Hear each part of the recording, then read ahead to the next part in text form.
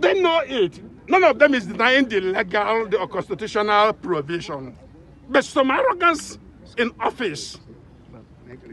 The guys who really don't care about this, they don't live on their pay.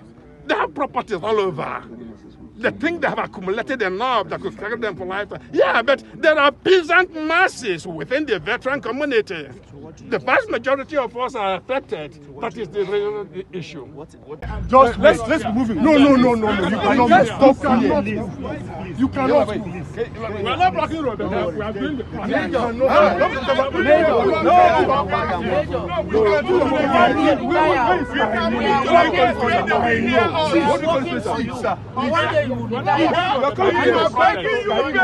are working for you people. We are working for this people. We are working for this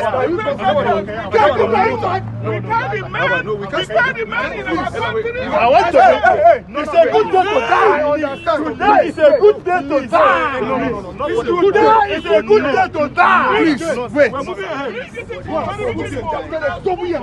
Today is a good day to die. Listen, Okay, Tango. today is a good day to die.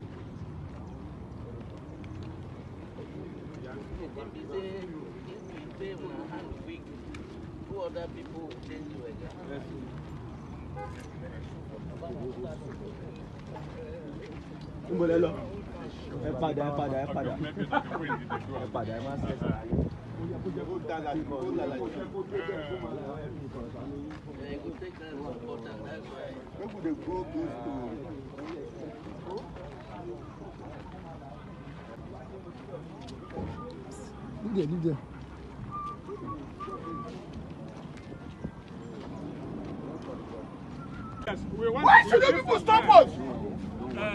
Calm down, sir. No wahala. Some of us are sick. You can stay behind the banner. We are sick.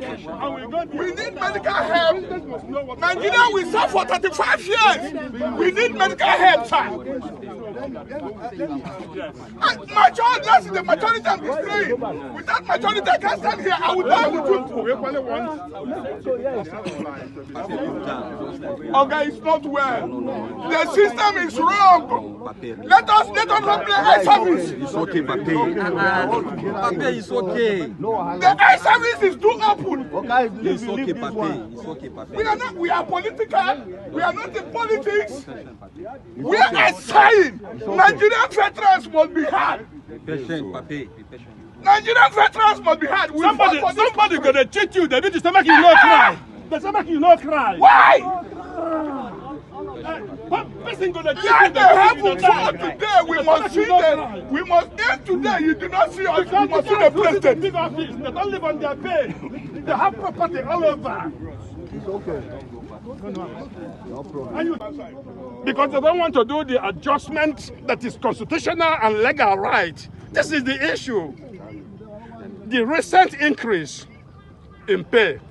First of all, we note, since last year, November last year, Mr. President approved the new salary increase for the military and the other paramilitary. It's been in the news all over. The military high command at every given occasion keeps thanking the president for the salary increase. November last year, this is August this year, they have not implemented it. As if it's a scam. And then a new pronouncement comes up again. The new pronouncement put the minimum wage of the serving personnel at 180,000. It took pressure for them to do that. Yeah.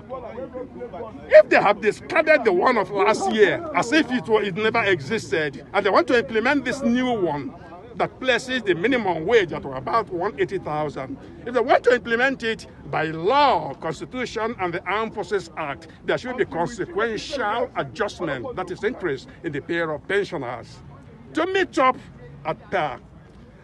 But they computed the fund requirement. They computed the fund requirement to implement the recently announced one, and they excluded pensioners. So if you compute the fund requirement for implementing the most recent increase, and you exclude pensioners, You are depriving them of their constitutional and legal right as enshrined in the Constitution and the Armed Forces Act. And the implication of that is those who retired earlier, their pension will be very tiny compared with more recent retirees. And that is why I gave an example that you could see a captain who retired some 15 years, 10 years, 15 years back. His pension will be the equivalent of a sergeant who retires this year. We all serve the same military. It's for that parity that the Constitution provides that whenever there is increase in salary, it carries consequential adjustment for the retirees. They know it. None of them is denying the legal or constitutional provision. But some arrogance in office. The guys who really don't care about this, they don't live on their pay. They have properties all over. They think they have accumulated enough that could carry them for life. Yeah, but there are peasant masses within the veteran community.